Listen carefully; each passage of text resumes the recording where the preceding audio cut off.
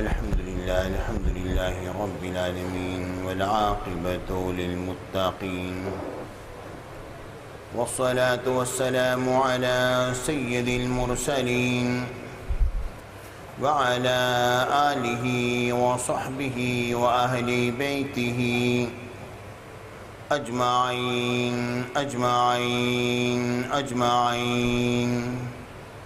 أما بعد فأعوذ بالله من الشيطان الرجيم بسم الله الرحمن الرحيم فما قدر الله حق قدره والأرض جميعا قبضته يوم القيامة والسماوات مطويات بيمينه سبحانه وتعالى عما يشركون صدق الله العظيم وصدق رسوله النبي الكريم الأمين وإن الله تعالى عز وجل قال في شان حبيبه مخبرا وآميرا إن الله وملائكته يصلون على النبي يا أيها الذين آمنوا صلوا عليه وسلموا تسليما اللهم صل على سيدنا مولانا محمد وعلى آل سيدنا مولانا محمد وبارك وسلم وصل عليه۔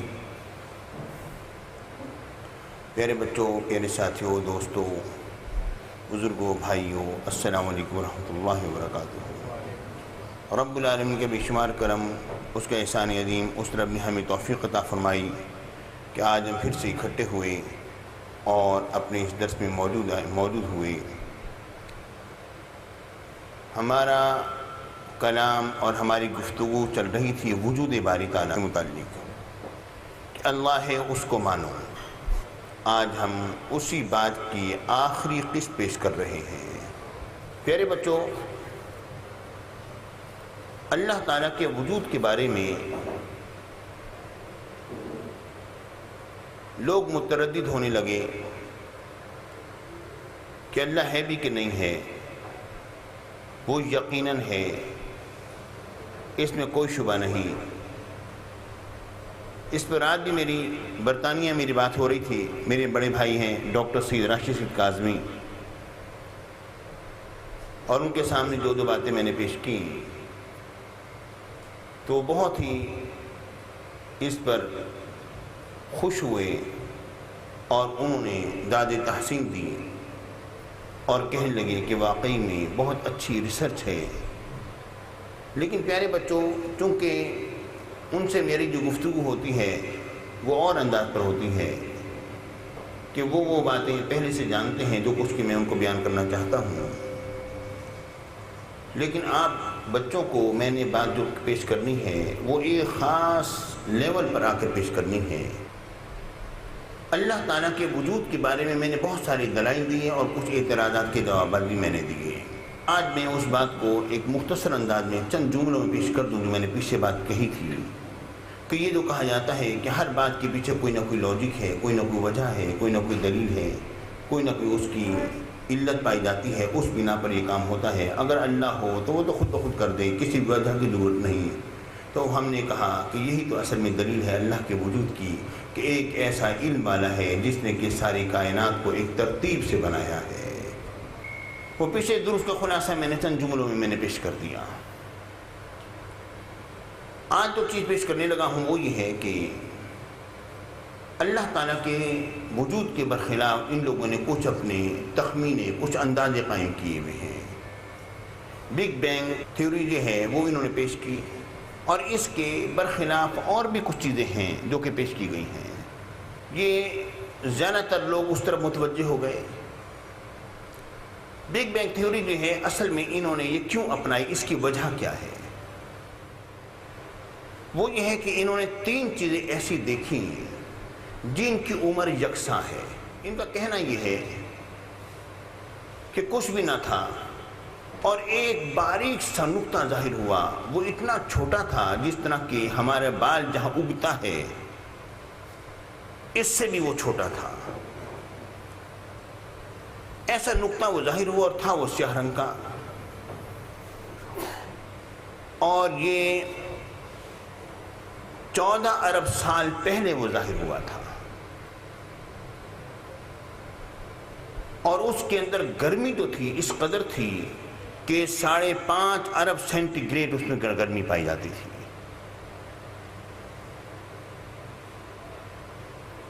تو اس کی بنا پر یہ کائنات بنی۔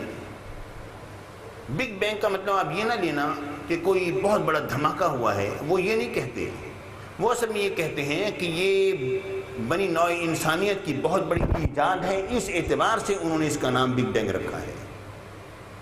کوئی دھماکہ وغیرہ نہیں ہوا، وہی ایک نقطہ جو تھا وہ پھیلا ہے اور پھیلتا چلا گیا، اور اس کی اتنی گرمی تھی اس کے اندر کہ جناب اسی کے اندر یہ خلا بھی اسی کی وجہ سے پیدا ہوا ہے۔ وہ یہ نہیں کہتے کہ وہ خلا میں پیدا ہوا، وہ یہ کہتے ہیں کہ خلا اس کی وجہ سے بنا ہے، اس کے اندر خلا ہے۔ اور وہ یہ کہتے ہیں کہ ہیلیم نامی گیس جو ہے وہ جو بہت زیادہ حدت اور شدت کی بنا پر پائی جاتی ہے، وہ اس کائنات میں بے پناہ پائی جاتی ہے۔ یہ کیوں پائی جا رہی ہے؟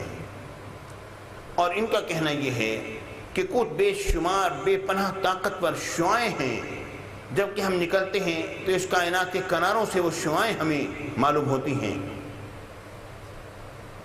تو یہ تینوں چیزیں، خلا، ہیلیم گیس اور یہ کہ وہ شعاعیں، تمام کی عمریں ایک جیسی ہیں۔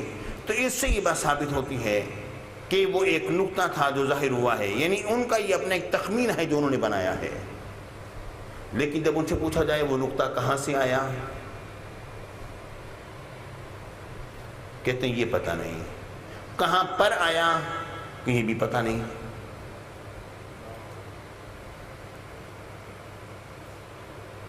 ایک جگہ آ کے رک گئے ہو نا، اب آپ اگر ہمیں یہ کہتے ہو کہ اللہ ہے تو یہ بتاؤ کہ اللہ سے پہلے کیا تھا، تو ہم تم سے سوال کرتے ہیں کہ یہ بتاؤ کہ وہ نقطہ جو بلیک کلر کا آپ کہتے ہیں تھا، ہم یہ کہتے ہیں کہ اس سے پہلے کیا تھا، وہ کہاں سے آیا، کہاں پر آیا؟ تمہارے پاس کوئی جواب نہیں ہے۔ تو یہ بات ماننی پڑے گی کہ اتنی بڑی کائنات صرف ایک نقطے سے نہیں بلکہ اس سے بنی ہے جس نے اس نقطے کو بنایا ہوگا۔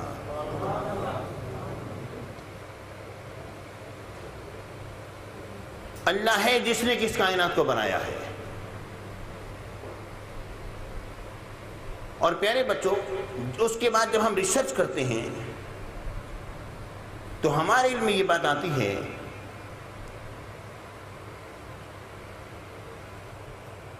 کہ قرآن مجید فرقان حمید نے وہ تمام مناظر پیش کر دیے ہیں جو کہ آج کل کے لوگ یہ کہتے ہیں کہ یہ اگر زمین تباہ ہوئی اور کائنات تباہ ہوگی تو کس طرح ہوگی۔ وہ ایک مناظر جو وہ پیش کرتے ہیں کہ کوئی چیز ٹکرا سکتی ہے، کچھ ہو سکتا ہے، کوئی معاملہ ایسا بن سکتا ہے، زمین جو ہے تہس نہس ہو سکتی ہے۔ ابھی پچھلی روز کی بات ہے کہ ایک بہت بڑی چٹان جو کہ 2 کلومیٹر لمبی، جو کہ آج سے 1 مہینہ پہلے انہوں نے دیکھا تھا کہ وہ روانہ ہے زمین کی طرف، وہ زمین سے 2.5 کروڑ میل کی مسافت پر تھی، لیکن وہ کہہ رہے تھے کہ یہ مسافت کچھ نہیں، یہ فوراً پہنچ جائے گی، اور وہ بڑے ڈر رہے تھے کہ کہیں وہ زمین سے ٹکرا نہ جائے۔ اگر وہ زمین سے ٹکرا جاتی تو زمین پر گویا کہ 100 یا 1000 بلکہ ایٹم جو ہیں وہ چھوڑ دیے جائیں، تو اس قدر جو تہلکہ مچتا اور جو تباہی مچتی وہ ہوتا۔ تو وہ زمین سے ہو کر گزر گئی، ساتھ سے ہو کر گزر گئی۔ ایسے معاملات، اور وہ یہ کہتے ہیں کہ آج سے تقریباً 3 کروڑ سال پہلے ایسی ہی ایک چٹان زمین سے ٹکرائی تھی جس کی بنا پر بہت تباہی مچی تھی، اور بہت بڑی بڑی مخلوقات جو ہیں جو اس زمین پر تھیں وہ فنا ہو گئی تھیں اور ختم ہو گئی تھیں۔ بہر میرے کہنے کا مطلب یہ ہے کہ یہ ایک کائنات کا جو منظر جو پیش کرتے ہیں، کیا قرآن مجید اسی انداز کا منظر پیش نہیں کر رہا؟ جبکہ آج آپ کی سائنس وہاں تک پہنچ رہی ہے۔ قرآن مجید فرقان حمید آج سے 1500 برس پہلے اس نے باتیں بیان کر دیں۔ مطلب یہ ہے کوئی دیکھ رہا ہے، کوئی دیکھنے والا بتلا رہا ہے، کوئی جاننے والا ہمیں اطلاع دے رہا ہے، وَإِلَٰهُكُمْ إِلَٰهٌ وَاحِدٌ، تمہارا معبود ایک معبود ہے، لا الہ الا هو الرحمن الرحیم، کوئی معبود نہیں سوائے اس کے جو رحمت والا، بے پناہ رحمت والا اور بے حد رحم فرمانے والا ہے۔ جب یہود کی ایک جماعت میرے آقا کی بارگاہ اقدس میں حاضر ہوئی اور یہود کی اس جماعت میں سے ایک ان کے عالم دین نے ایک بات کہی، اور وہ یہ کہنے لگا کہ جی ہم نے اپنی تورات میں یہ بات پڑھی ہے، اے محمد یا نبی، ہم نے اپنی تورات میں یہ بات پڑھی ہے کہ اللہ رب العالمین تمام آسمانوں کو ایک انگلی پر رکھے گا اور تمام زمینوں کو ایک انگلی پر رکھے گا، تمام درختوں کو وہ ایک انگلی پر رکھے گا، پانی اور کیچڑ کو ایک انگلی پر رکھے گا، اور تمام مخلوقات کو ایک انگلی پر رکھے گا، 5 انگلیاں رب کی۔ یہ بات سن کے میرے آقا حضور علیہ السلام بہت مسکرائے، یہاں تک کہ میرے آقا کی داڑھی مبارک ظاہر ہو گئی، اور اس پر میرے آقا نے یہ آیت کریمہ تلاوت فرما دی، وَمَا قَدَرُ اللَّهَ حَقَّ قَدْرِهِ، انہوں نے اللہ کی قدردانی نہ کی جیسا کہ قدردانی کرنے کا حق تھا۔ وَالْأَرْضُ جَمِيعًا قَبْضَتُهُ يَوْمَ الْقِيَامَةِ، اور ساری کی ساری زمینیں جو ہیں اس کی مٹھی میں ہوں گی قیامت کے دن۔ وَالسَّمَاوَاتُ مَطْوِيَّاتٌ، اور سارے آسمان جو ہیں لپٹے ہوئے ہوں گے بِیَمِینِہ، اس کے دہنے ہاتھ کے ساتھ۔ سبحانہ وتعالی عما یشرکون، وہ پاک ہے، بلند تر ہے اس چیز سے جو کہ تم مشرکانہ باتیں کرتے ہو۔ اللہ تعالیٰ اس طرح کرے گا، اس طرح انگلی ہوگی، اس طرح ہوگا، اس طرح ہوگا۔ یعنی بچوں یہ بات ذہن میں رکھو کہ اللہ ہے، اور قرآن اور ہم مسلمان الحمدللہ ایسے مقام پر ہیں کہ ہمیں کسی اور دلیل کی ضرورت نہیں ہے۔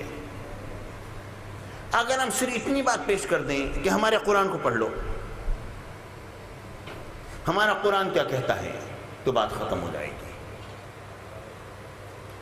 ہمارا قرآن کیا بات فرماتا ہے؟ پیارے بچوں، اگر آپ صرف قرآن پاک کو صرف پڑھنا شروع کرو تو معلوم ہوگا کہ یہ کلام کسی انسان کا نہیں ہے، یہ اللہ کا کلام ہے۔ جس انداز پر پروردگار نے ارشاد فرمایا ہے، اور یقیناً قیامت آئے گی اور سب لوگ رب کی بارگاہ اقدس میں پیش ہو جائیں گے، اور رب العالمین فرمائے گا لمن الملک اليوم للہ الواحد القہار، بھلا بتاؤ تو صحیح آج کے دن کس کی بادشاہت ہے؟ اللہ کے لیے جو ایک ہے، بڑا قہار ہے۔ غور فرمائیے، اللہ تعالیٰ کے وجود کے بارے میں تو ہم نے باتیں پیش کر دی کہ اللہ ہے، لیکن اب یہ بات کہ وہ ہے اور وہ ایک ہے، دو نہیں ہے۔ اللہ ہے، وہ ایک ہے، وہ دو نہیں ہے، وہ کئی نہیں ہے، ایک اللہ ہے۔ اس کے بارے میں جب ہم قرآن پاک کو جب ہم پڑھتے ہیں تو قرآن پاک نے اس بات پر کہ اللہ کو ایک مانو 2 آیات ایسی پیش کر دی ہیں جن پر تمام کے تمام مسلمان فلاسفہ اور مناطقہ کا انحصار ہے۔ ان میں ایک آیت کون سی ہے؟ وہ یہ ہے، رب العالمین نے فرمایا لو کان فیہما آلہۃ الا اللہ لفسدتا، اگر زمین اور آسمان میں اگر چند معبود ہوتے تو سب کا سب کچھ فنا ہو گیا ہوتا۔ زمین اور آسمان فنا ہو گئے ہوتے، فاسد ہو گئے ہوتے۔ وجہ کیا ہے کہ زمین اور آسمان کیسے فاسد ہوتے، کیوں کر فاسد ہوتے؟ وجہ یہ ہے، میں آپ سے یہ بات پوچھنا چاہتا ہوں، مجھے بات فرمائیں کہ اگر نعوذ باللہ معاذ اللہ اگر کوئی کہے ایک خدا نہیں بلکہ 2 خدا ہیں، تو پھر میں یہ پوچھنا چاہوں گا کہ ایک خدا جو ہے وہ یہ چاہتا ہے کہ زید نامی شخص خاموش ہو کر بیٹھا رہے، اور دوسرا خدا چاہتا ہے نہیں یہ باتیں کرے۔ اب یہ بتلائیے کہ دونوں کی باتوں میں تضاد ہے یا نہیں ہے؟ اب ایک ہی وقت میں زید خاموش بھی ہو اور باتیں کریں، کیا یہ ممکن ہے؟ ممکن نہیں ہے۔ یہ نہیں کہ اللہ تعالیٰ چاہے تو ہر بات ممکن ہے۔ پیارے بچوں، یہ بہت بڑا سوال ہے جو میں پیش کر رہا ہوں، اس کا جواب بھی لیتے جاؤ۔ اللہ رب العالمین جو چاہے سو کرتا ہے، کوئی شبہ نہیں، مگر وہ چیزیں جو محالات عقلیہ میں سے ہیں، عقل ان کو جائز نہ رکھے، اللہ رب العالمین اس طرح نہیں کرتا ہے، کیونکہ اس نے اس کائنات کو عقل کے مطابق بنایا ہے اور کہہ دیا ہے کہ اب تم اپنی عقل کو کام میں لے کر آؤ، اور جہاں پر تمہاری عقل جواب دے جائے سمجھ لو تمہاری عقل ناقص ہے، مگر میری تخلیق مکمل ہے۔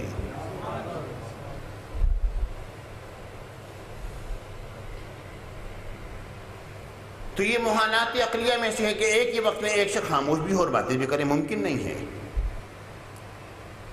تو اس لیے یہ نہیں کہا جائے گا اللہ تعالیٰ یہ ایک اللہ وہ چاہے وہ ہو جائے، ایک اللہ وہ چاہے وہ ہو جائے، یہ بات نہیں ہے۔ محالات عقلیہ اور چیز ہوتے ہیں اور محالات عادیہ اور چیزیں ہوتی ہیں۔ عادتاً ایک چیز کا محال ہونا، یعنی عادت اس بات کا تقاضا کرتی ہے، جو چیز عادت کو توڑ دے وہ معجزہ ہوتی ہے، جو چیز عادت کو توڑ دے وہ معجزہ ہوتی ہے۔ مثال کے طور پر حضور علیہ السلام کی انگلی مبارک سے پانی کی چشموں کو جاری ہو جانا، یہ عادت کو توڑ رہی ہے، مگر عقل اس سے کو جائز رکھتی ہے کہ اگر اللہ چاہے تو یہ کام ہو سکتا ہے، کیونکہ اس نے کوئی ایسی محال چیز نہیں ہے۔ جس اللہ نے اسی انگلی کے اندر خون کو پیدا کیا ہے، مائع دار چیز کو پیدا کیا ہے، وہ چاہے تو ان چیزوں کو بھی ظاہر فرما سکتا ہے۔ لیکن ایک عقلی طور پر ایک چیز دیکھیں، پانی کس چیز سے نکلتا ہے نا، زمین سے نکلا، اللہ چاہے تو انگلیوں سے نکال دے، مگر ایک ہی وقت میں تاریکی بھی ہو اور روشنی بھی ہو، اس طرح نہیں ہوتا۔ یہ محالات عقلیہ میں سے اللہ تعالیٰ اس کے برخلاف خود نہیں کرتا۔ وجہ کیا ہے؟ وجہ یہ ہے کہ اللہ تعالیٰ نے ایک سسٹم بنایا ہے، ایک قانون بنایا ہے، ایک قاعدہ بنایا ہے۔ رب العالمین اس قانون اور قاعدے کو اس انداز پر نہیں توڑتا ہے کہ جس کو عقل جائز نہ رکھے رب اس کو ختم نہیں کرتا ہے۔ بات سمجھ میں آ گئی آپ کو؟ پیارے ساتھیوں، ایک ہی وقت میں زید ساکن بھی ہو، زید متحرک بھی ہو، زید باتیں بھی کرے، زید خاموش بھی رہے، ممکن نہیں۔ اب اگر دو خدا ہوں اور ایک چاہے زید خاموش رہے اور دوسرا نہیں زید باتیں کرے، اب کسی ایک کی بات پوری ہوگی نا، تو جس کی بات پوری نہیں ہوئی وہ تو مجبور ہو گیا، جو مجبور ہو جائے وہ خدا نہیں ہوتا۔ اچھا مجھے یہ بات بتلائیے کہ اس کائنات کے بنانے میں کیا ایک اللہ کافی نہیں تھا؟ اگر کہو نہیں کہ ایک اللہ کافی نہیں تھا، دو اللہ کا ہونا ضروری تھا، تو مجھے یہ بتاؤ اگر دو اللہ کا ہونا ضروری تھا تو ایک یعنی ہر ایک ناقص ہو گیا نا، ہر ایک میں سے کوئی بھی اس قابل نہیں تھا جو کہ اس کائنات کو بناتا۔ جب وہ اس قابل نہیں تھا تو وہ اللہ نہ ہوا۔ اللہ وہ ہوتا ہے جو قادر ہوتا ہے، جو مختار کل ہوتا ہے، جو چاہے سو وہ کرتا ہے۔ پیارے بچوں، ہم نے آج دو باتیں مکمل کر دی، اللہ ہے اور دوسری بات یہ کہ وہ ایک ہے، وہ کئی نہیں ہے۔ اور یہ بات بھی ذہن میں رکھیے کہ یہ ایک فطری چیز ہے کہ کوئی شخص اپنی ملکیت میں کسی دوسرے کو شریک نہیں مانتا، جو جس کی ملکیت ہے اس میں شریک نہیں ہے۔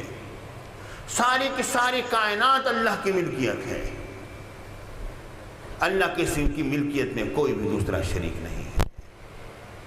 یہ الگ بات ہے کہ مجھے آپ سے محبت ہے، میں اپنی چیز آپ کے سپرد کر دوں، کہوں بھائی آپ لے لیجیے، آپ کو استعمال کیجیے، یہ چیز میری ہی ہے، میں مالک ہوں اس کا، آپ کو اختیار ہے، آپ کو استعمال کریں۔ جس نے اللہ تعالیٰ نے ہم یہ کائنات عطا فرما دی کہ یہ زمین تمہارے ہاتھ میں ہے، تم اس کی بوائی کرو، کھیتی باڑی کرو، اس سے کماؤ، کھاؤ پیو، عیش کرو، مالک میں ہوں، تم جو چاہو تمہیں میں نے دے دی ہے، تم یہ کرو۔ پیارے ساتھیوں، اب ہم اس بات کی طرف آتے ہیں کہ جب اتنی بات سامنے آ گئی کہ انواع ہے اور ان لوگوں نے بگ بینگ تھیوری کو انہوں نے جناب علی اپنایا، اور ہم لوگ جو ہیں کہتے ہیں اب ہم سے پوچھو کہ سب سے پہلے اللہ نے کس چیز کو بنایا۔ اب ہم بھی تو کچھ بولتے ہیں، ہماری زبان نہیں، نہ ہمارا علم ہے، نہ ہماری عقل ہے، نہ ہماری فراست ہے، اب ہم اس کے پیچھے چلتے ہیں جن کے بارے میں امام اعظم ابو حنیفہ رضی اللہ تعالیٰ عنہ کے شاگرد رشید امام محمد نے فرمایا۔ امام محمد سجستانی کیا فرماتے ہیں؟ فرماتے ہیں اے لوگو، ہم تو اندھے ہیں، ہم تو نابینا ہیں، ہمیں کسی کے پیچھے چلنے کا حکم ہے، ہم بس چلے۔ آنکھوں والی تو سرکار مدینہ کی ذات پاک ہے۔ حضور نے فرما دیا یہ حرام ہے، ہم نے کہہ دیا حرام ہے۔ حضور نے فرما دیا یہ حلال ہے، ہم نے کہہ دیا حلال ہے۔ حضور نے فرمایا یہ ناپاک ہے، ہم نے کہہ دیا ناپاک ہے۔ سرکار نے فرما دیا پیشاب کا قطرہ ناپاک ہے، ہم نے کہہ دیا ناپاک ہے، حالانکہ وہ بھی انسان کے جسم سے نکلتا ہے۔ میرے آقا نے فرما دیا آنسو کا قطرہ پاک ہے، ہم نے کہہ دیا پاک ہے۔ ہم تو نابینا، میرے آقا نے فرما دیا کہ سور جو ہے ناپاک ہے، ہم نے کہہ دیا ناپاک ہے۔ حضور نے فرمایا بکری جو ہے وہ پاک ہے، ہم نے کہہ دیا پاک ہے۔ ہم تو نابینا ہیں، آنکھوں والی تو حضور کی ذات ہے، ہمیں انہیں فالو کرنا ہے، ہمیں ان کے پیچھے چلنا ہے، ہمیں ان کی اقتداء کرنی ہے۔ جب اتنی بات ہے تو اب ہم ان سے پوچھتے ہیں حضور آپ فرمائیں کہ یہ کائنات کی ابتدا کیسے ہوئی؟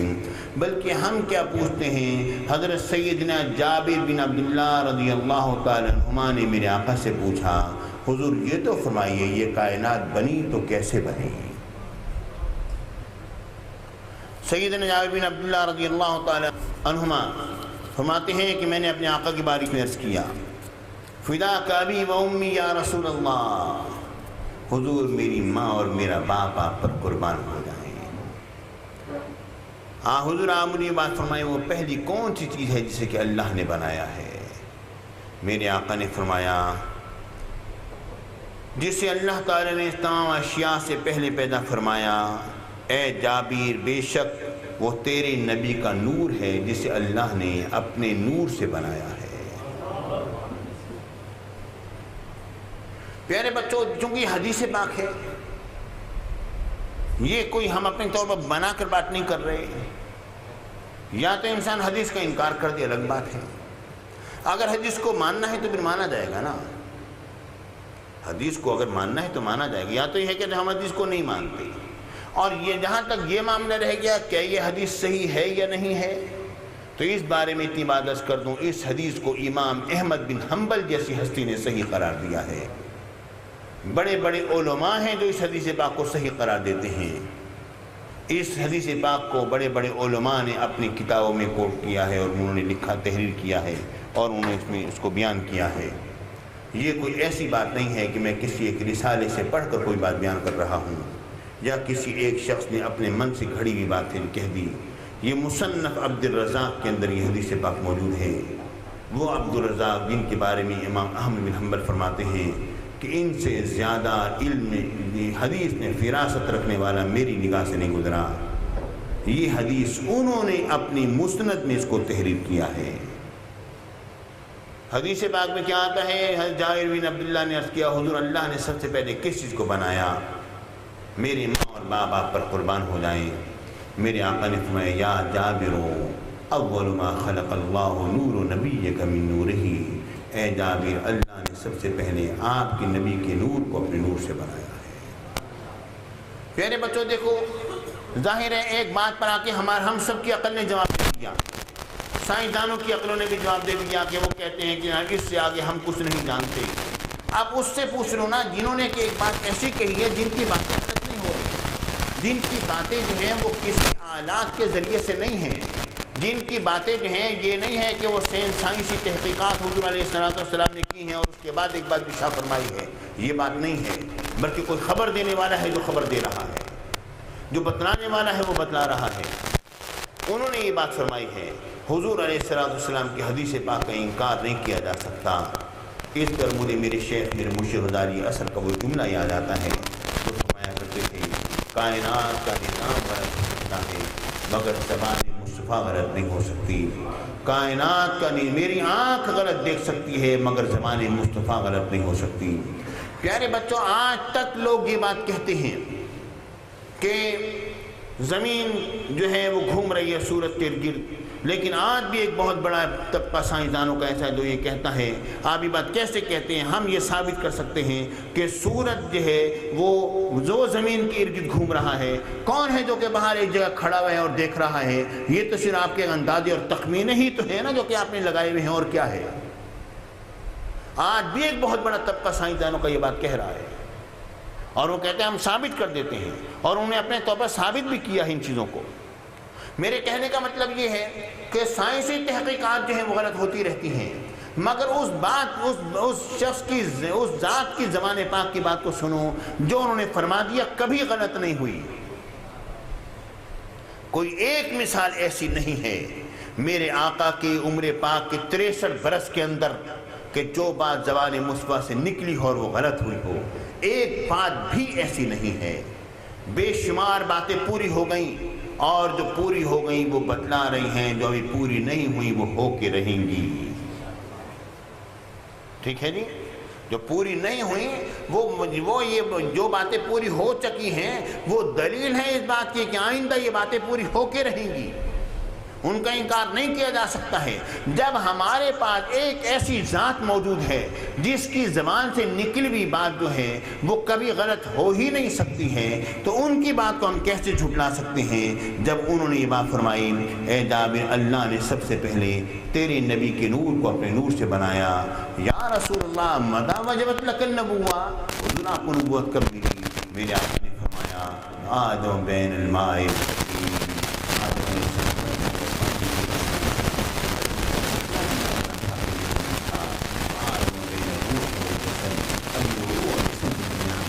ابھی انہیں حیات بھی نصیب نہ ہوئی تھی کہ میں نبی تھا۔ میرے آقا حضور علیہ السلام نے بات ارشاد فرمائی۔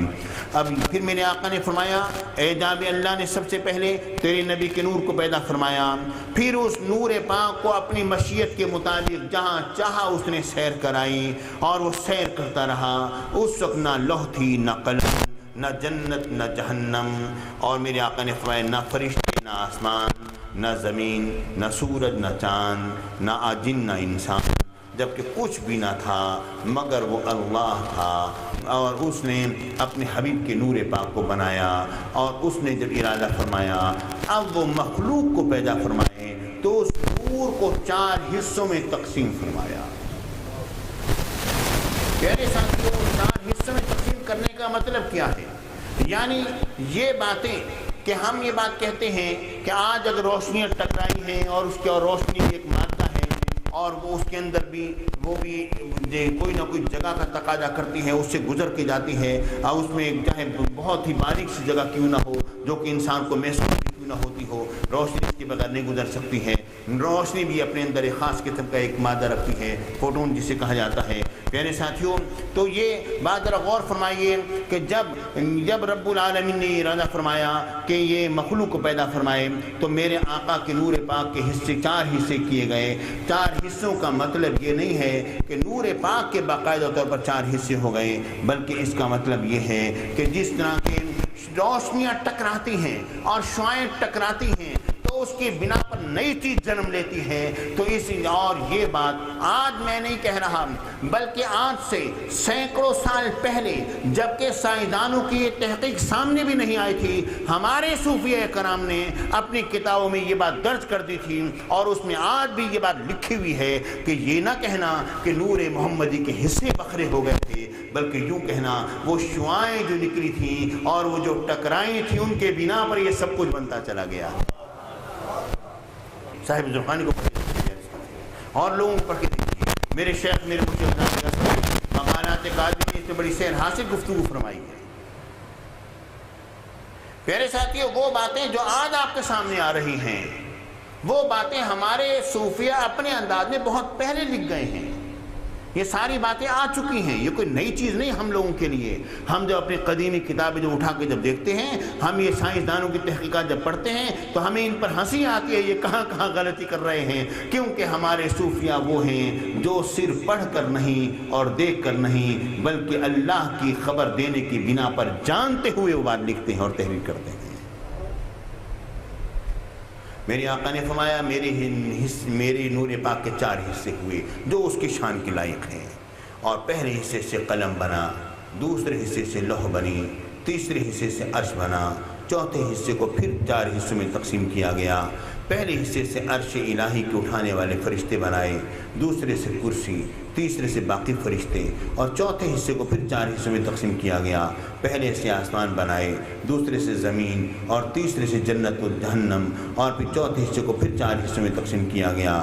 پہلوں سے مومنین کی آنکھوں کا نور بنا، دوسرے سے ان کے دلوں کا نور پیدا کیا جو معرفت الہی ہے، تیسرے سے ان کا انس اور انس پیدا کیا جو توحید الہی ہے، جو یورپ کی پیدا کی گئی۔ تو اس طریقے سے یہ کائنات معرض وجود میں آئی۔ پیارے ساتھیوں، جب ہم یہ دیکھتے ہیں تو ہمارا بھی ایک نظریہ ہے۔ ہر مذہب اپنے اپنے طور پر ایک نظریہ پیش کرتا ہے کہ کائنات کی ایک ابتدا ہے۔